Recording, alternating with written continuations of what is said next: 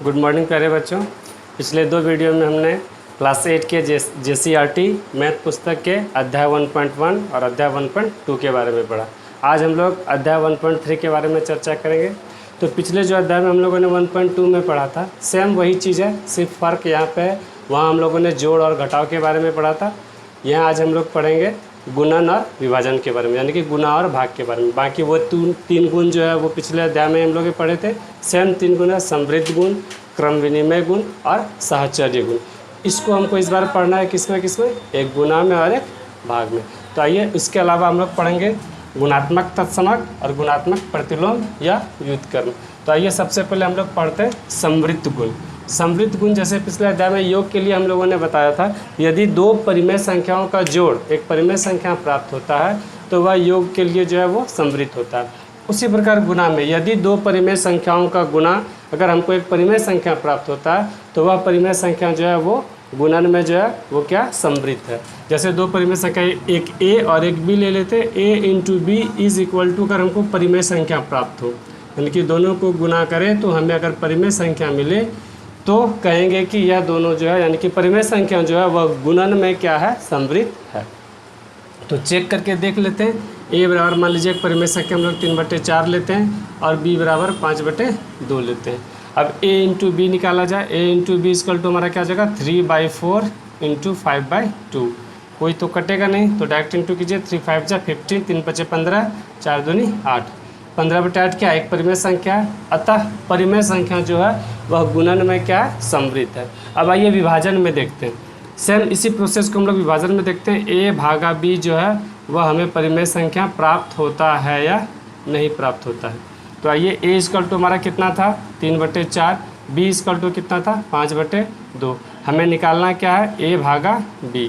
आइए निकालते हैं। a है 3/4, भागा देना है हमको किससे, 5/2 से। तो चूंकि भागा जो है आप जानते हैं, इसको हम लोग मल्टीप्लाई में बदलते हैं, गुना में बदलते हैं, तो ये हो जाएगा 3/4। जब इसको गुना में बदलते हैं तो यह क्या होता है, पलट जाता है। जो अंश है वो हर में चला जाता है, जो हर है वो अंश में आ जाता है। यानी कि 5/2 है तो ये हो जाएगा 2/5। इसको गुना करेंगे तो कट जाएगा ये 2 दूनी 4, और तो कुछ नहीं कटेगा बच्चों। तो ये जगह 3 एका 3 और 2 पंचे 10, 3/10। यह तो परिमेय संख्या मिला हमको। इसका मतलब क्या है कि भाग में भी जो है वह परिमेय संख्या समृद्ध हो रहा है। लेकिन एक चीज़ यहाँ याद रखिएगा, अगर हमारा सेकेंड परिमेय संख्या b अगर शून्य मिल जाए, क्योंकि शून्य भी तो एक परिमेय संख्या है बच्चों। अगर a भागा b है और b बराबर 0 अगर हो जाए, क्यों, क्योंकि शून्य भी परिमेय संख्या आप जान रहे हैं। तो अगर b बराबर 0 हो जाए तब क्या होगा, इस स्थिति में क्या होगा। आइए देखते हैं इस स्थिति में क्या होगा। चूँकि a भागा b है, यानी कि a हम परिमेय संख्या वही रख लेते हैं 3/4, और b के जगह पे जो है हम लोग इस बार शून्य ले लेते हैं। b इक्वल टू क्या ले लेते हैं, शून्य। अब इसको भागा देते हैं, तो 3/4 भागा 0, डेट मीन्स 3/4, इसको इंटू कर दीजिए, ये हो जाएगा 0/1 हो गया ये, यानी कि 1/0 हो जाएगा। जब किसी भी संख्या को हम लोग शून्य से भाग देते हैं, यानी कि ये इसको हल करके आएगा 3/0। शून्य से जब किसी भी संख्या को भाग देते हैं तो हमको मिलता है अपरिभाषित हमें प्राप्त होता है। इसका मतलब यह परिमेय संख्या नहीं है।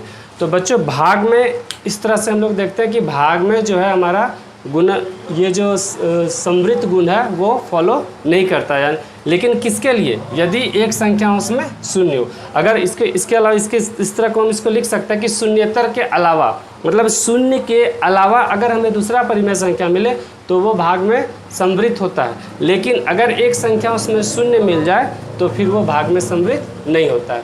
अब आइए, ये दोनों आप समझ गए बच्चों। अब आइए हम लोग पढ़ेंगे क्रम विनिमय गुण। क्रम विनिमय गुण क्या है, ये पिछले अध्याय में जैसे हम लोगों ने पढ़ा था कि क्रम का विनिमय करना, यानी कि a into b is equal to, अगर b इंटू a हो जाए तो इसमें कहेंगे कि हम लोग परिमेय संख्या जो है वो क्रम विनिमय, ठीक, उसको क्रम विनिमय गुण को फॉलो करते हैं। a बराबर परिमेय संख्या जो हम वहाँ लिए थे वही ले लेते हैं 3/4, और b इक्वल टू हमने लिया था 5/2। तो a इंटू बी निकालते हैं। a इंटू बी हमारा क्या निकल जाएगा 3/4 इंटू 5/2 इज इक्वल टू 15/8, और b इंटू ए फिर निकालते हैं। तो b हमारा कितना है, b है 5/2 इंटू ए कितना है 3/4 इंटू जब इसको करेंगे तो 5 तिया 15 2 चौके 8।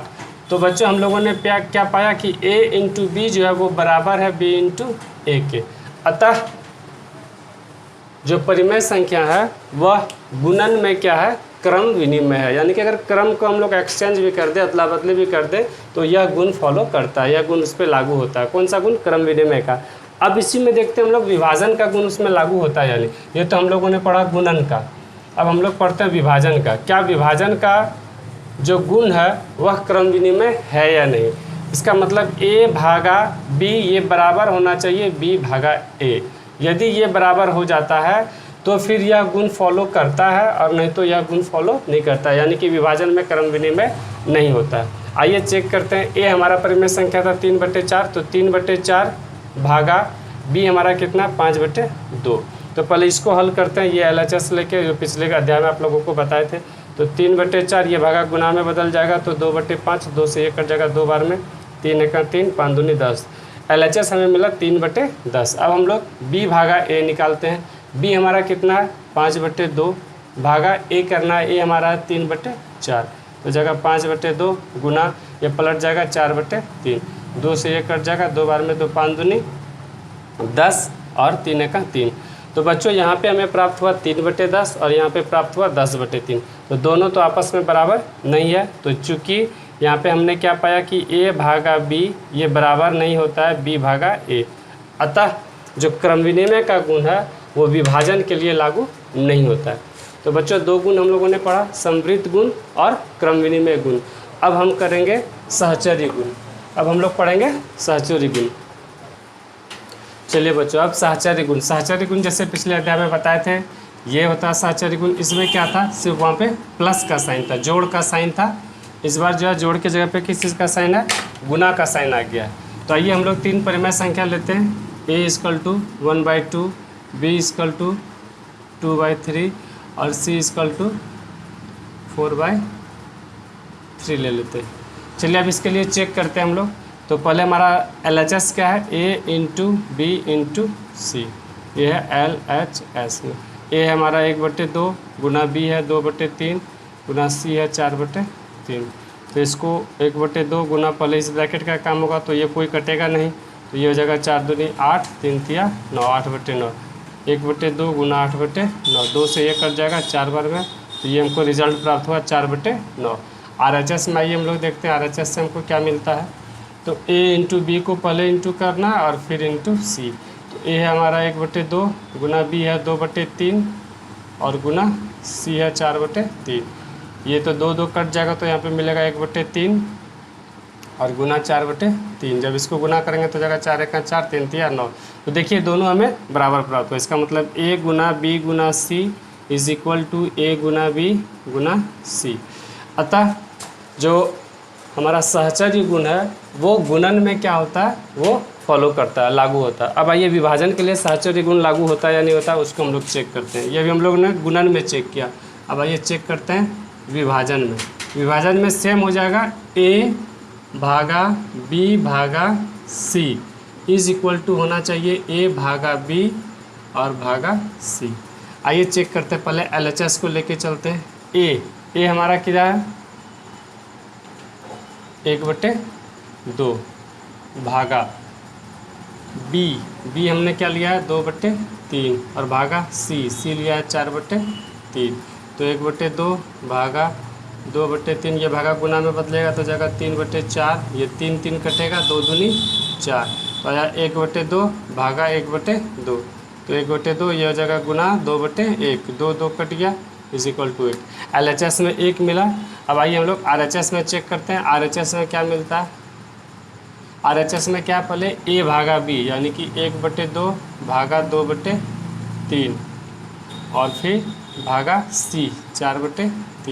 तो 1/2 भागा बदल जाएगा गुना में तो जाएगा 3/2 और भागा 4/3। तो ये हो जाएगा आपका 3/4 भागा 4/3। तो 3/4 ये गुना हो जाएगा तो हो जाएगा 4/3 है तो पलट के हो जाएगा 3/4, गुना करेंगे तो हो जाएगा 3 3 9, 4 चौके 16। तो हमें एक साइड LHS में मिला 1 और RHS मिला 9/16। तो हम लोगों ने क्या पाया कि a भागा बी भागा सी इज़ नॉट इक्वल टू ए भागा बी और भागा सी। अतः विभाजन के लिए जो साहचर्य का गुण है वो फॉलो नहीं करता, यानी कि परिमेय संख्या का विभाजन गुण जो है वो साहचर्य गुण में फॉलो नहीं करता। अब हम लोग पढ़ेंगे गुणात्मक तत्समक और गुणात्मक प्रतिलोम। तो गुणात्मक तत्समक समझ लीजिए बच्चों, गुणात्मक तत्समक क्या होता है? किसी भी परिमेय संख्या को गुणा करने से यदि वही परिमेय संख्या प्राप्त होता है तो उस परिमेय संख्या को हम लोग उसका क्या कहते हैं? गुणात्मक तत्समक। जैसे हमारा मान लीजिए एक परिमेय संख्या दिया हुआ है 3/4 का गुणात्मक तत्समक बताइए, इसका गुणात्मक तत्समक बताएं। तो गुणात्मक तत्समक क्या होता है कि इसको किससे हम गुणा करें कि हमको यही संख्या प्राप्त हो जाए। तो 3/4 का गुणात्मक संख्या इसको किससे गुणा करेंगे? 1 से। अगर 1 से इसको गुणा करेंगे तो हम लोग क्या मिलेगा? 3/4। इसलिए 1 जो है यह क्या कहलाता है? गुणात्मक तत्समक। किसी भी परिमेय संख्या का जो गुणात्मक तत्समक होता है वह क्या होता है? 1 होता है। अगर माइनस में रहे जैसे -3/5 तो इसको हम किससे गुणा करें कि हमको -3/4 ही प्राप्त हो, तो 1 से ही गुणा करने पे प्राप्त होगा हमको। यह जगह -3/5। अगर यहाँ -1 से गुणा करेंगे तो माइनस प्लस हमें प्राप्त होगा। इसलिए किसी भी परिमेय संख्या का जो गुणात्मक तत्समक होता है वह क्या होता है? 1 होता है। अब आइए गुणात्मक प्रतिलोम या व्युत्क्रम। तो गुणात्मक प्रतिलोम कहते क्या हैं? यदि दो परिमेय संख्याओं को गुणा करने से 1 प्राप्त हो तो पहला परिमेय संख्या जो है वो दूसरे का गुणात्मक तत्समक कहलाता है, या दूसरा परिमेय संख्या पहले परिमेय संख्या का गुणात्मक प्रतिलोम कहलाता है। जैसे एग्जाम्पल ले लीजिए गुणात्मक प्रतिलोम में, गुणात्मक प्रतिलोम। आइए गुणात्मक प्रतिलोम के बारे में पढ़ते हैं। जैसे 3/11 का गुणात्मक प्रतिलोम, इसका गुणात्मक प्रतिलोम क्या होगा? तो 3/11 को किस परिमेय संख्या से गुणा करें कि गुणनफल 1 प्राप्त हो? तो बच्चों अभी तो आप लोग डायरेक्ट इसको बता दीजिएगा 3/11 को इसी को उल्टा कर देंगे। अगर 11/3 से गुणा करेंगे तो 11 कट जाएगा, 3 कट जाएगा, हमको 1 मिल गया। यानी कि 3/11 का गुणात्मक प्रतिलोम क्या हो गया? 11/3। यह जो है यह गुणात्मक प्रतिलोम कहलाता है। या इसी को एक शब्द और दिया गया व्युत्क्रम। व्युत्क्रम किसे कहते हैं? किसी भी परिमेय संख्या का व्युत्क्रम क्या होता है? अगर उस परिमेय संख्या को पलट दे, यानी कि अंश बटे हर में था तो हर जो है वो अंश में चला जाएगा और अंश जो है वो हर में आ जाएगा, तो वह परिमेय संख्या उसका क्या कहलाता है? व्युत्क्रम कहलाता है। तो गुणात्मक प्रतिलोम निकालने के लिए हम लोग परिमेय संख्या का अगर व्युत्क्रम भी कर दे तो उससे हमको क्या होता है? गुणात्मक प्रतिलोम प्राप्त हो जाता है। तो बच्चों आज हम लोगों ने पढ़ा संप्रीत गुण, क्रम विनिमय गुण, साहचर्य गुण, किसके लिए? गुणन एवं विभाजन के लिए। उसके अलावा हम लोगों ने पढ़ा गुणात्मक तत्समक, गुणात्मक प्रतिलोम। इसके अलावा एक और इसमें आपको छोटा सा और पढ़ना 1.3 के पहले, वो क्या पढ़ना है? वितरकता का नियम। वितरकता मतलब क्या होता है? उसको बांटना है, वितरित करना है। जैसे मान लीजिए अगर आपको कहीं पे रहा इस तरह का 3/4 गुना 5/3 माइनस 2/7, ये इसका मान निकालिए। ठीक, इसको बात। तो इसका 2 तरीका है। एक तो आप इसको 3/4 और गुना फिर इसको हल कर सकते हैं। 3 सत्ते 21, 7 बचे 35 माइनस 27, 3 दूनी 6, तो 3/4 गुना 35 में से 6 चल जाएगा तो 29/21।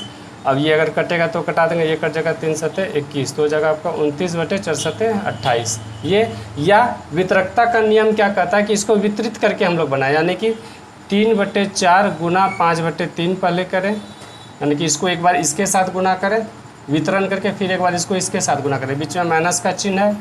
3/4 गुना 2/7, इसमें भी सेम आंसर आएगा। करके देखते हैं हम लोग। यहाँ 3 कट जाएगा तो मिला हमको 5/4 माइनस यहाँ 2 दूनी 4 कट जाएगा तो आ जाएगा 3/2 सती 14। 4 और 14 का एलसीएम लीजिए बच्चों। 4 और 14 का एलसीएम कितना आ जाएगा? 2 से देते हैं, 2 दूनी 4, 2 सती 14। अब तो नहीं कटेगा तो एलसीएम हमारा क्या निकलेगा? यहाँ पे एलसीएम इक्वल टू 2 × 2 × 7, यानी कि 2 दूनी 4 सते 28। तो यहाँ लिखिए 28, 4 सते 28, 7 बचे 35 माइनस 14 दूनी 28, 2 तिया 6, 35 में से 6 चल जाएगा तो 29/28।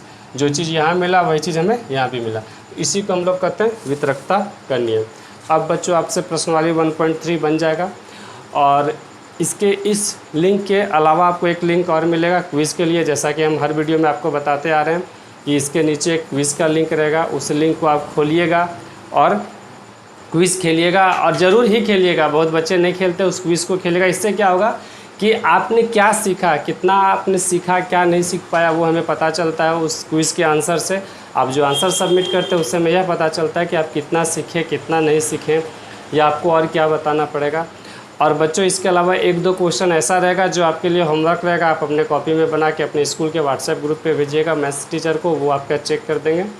तो आप क्विज़ ज़रूर से ज़रूर ही खेलिएगा बच्चों। धन्यवाद।